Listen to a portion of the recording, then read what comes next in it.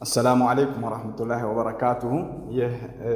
السماوات والأرض وإنم سماعتنا مدر يميلو تكتاتاي تمهرتينو ببالفو كفل مالتنو الله سبحانه وتعالى خلق يميلو قال بمتقم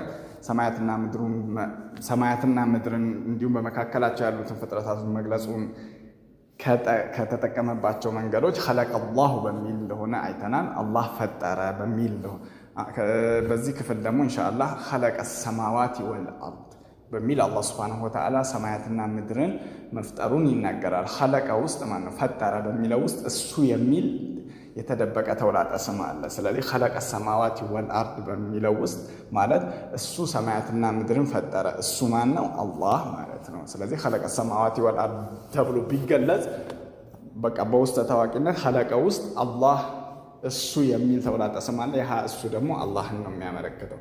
በዚህ መልኩ ማለት ነው አላህ Subhanahu Wa Ta'ala በቁርአን ውስጥ በቀጥታ 12 ጊዜ ተናግሯል። ሰማያትና ምድርን መፍጠሩን በቀጥታ خلق السماوات والارض በሚል በመጠቀም 12 ጊዜ ተናግሯል።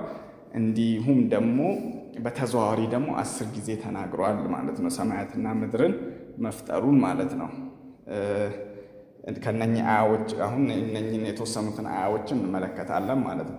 አንደኛው ሱረቱል ኢብራሂም ላይ አላህ Subhanahu Wa Ta'ala በሱረቱል ኢብራሂም ምዕራፍ 14 አንቀጽ 32 ላይ አላህ ምን ይላል? አላሁ الذي አላህ እኮ ያ ሰማያትና ምድርን خلق السماوات والارض خلق ፈጠረ ሰማያትና السماوات والارض በማለት ይናገራል። አሁን እንደዚህ እዚህ ጋር አላህን ለማስተዋወቅ አላህ ማለት አሁን አላህ ማን ነው ብሎ አንድ ሰው ቢጠይቅ አላህ ያ خلق السماوات والارض ያ ሰማያትና ምድርን የፈጠረው ነው ተብሎ ማስተዋወቅ ማለት ነው። አላህ ያስተዋወቀ ነው ራሱ። በተመሳሳይ ሱረቱ ሰጅዳም ላይ እንደዛው በሱረቱ ሰጅዳ ምዕራፍ 32 አንቀጽ 34 ላይ አላሁ الذي አላህ ያ ሰማያትና ምድርን የፈጠረው ነው።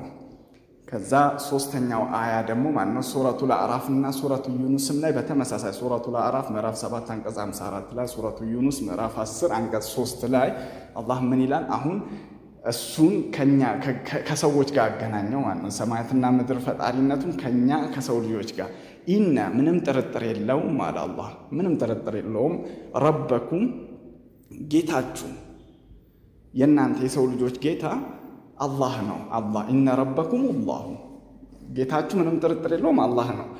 الذي ያ ሰማያትና ምድርን የፈጠረው የናንተ ጌታ እናንተን የፈጠረውና የሚንከባከባችሁ የሚጠብቃችሁ ጌታ ያ ሰማያትና ምድርን የፈጠረው ነው በሚል ሁለት ጊዜ በሱረቱ ዩኑስ እና በሱረቱ አዕራፍ አላህ ተናግሯል። እነኚህን አያዎች ሄዳችሁ